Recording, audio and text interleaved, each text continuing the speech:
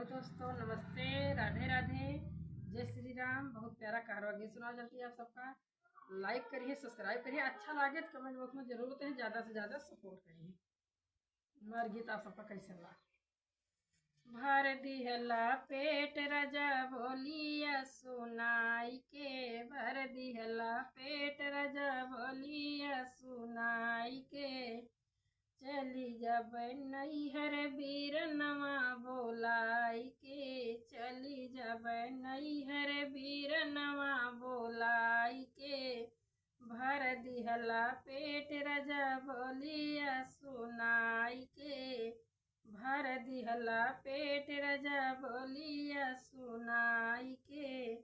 चली जब नैहर बीरनवा बोलाई के, चली जब नैहर बीरनवा बोलाई के, काऊ करिए सासु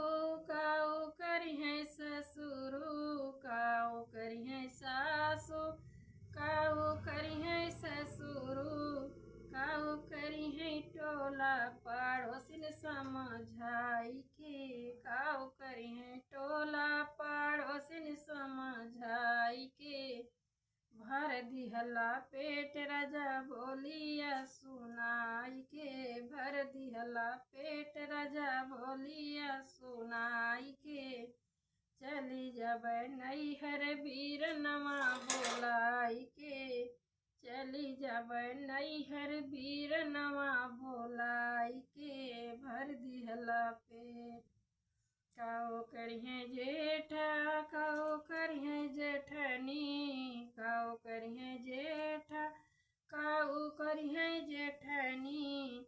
काऊ करिए गौवा के लोग समझाई के, काऊ करिए गौवा के लोग समझाई के,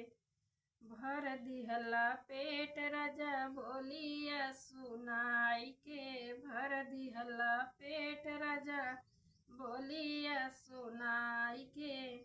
चली जब बीरना बोलाई के, चली जब नैहर बीरनवा बोलाई के, काऊ करिए ननद काऊ करिए लहुरा देवरवा, काऊ करिए ननद काऊ करिए ननदोई, काऊ करिए ननद काऊ करिए ननदोई, काऊ करिए लहुरा देवरा समझाई के, काऊ करिए लहुरा देवरा समझाई के,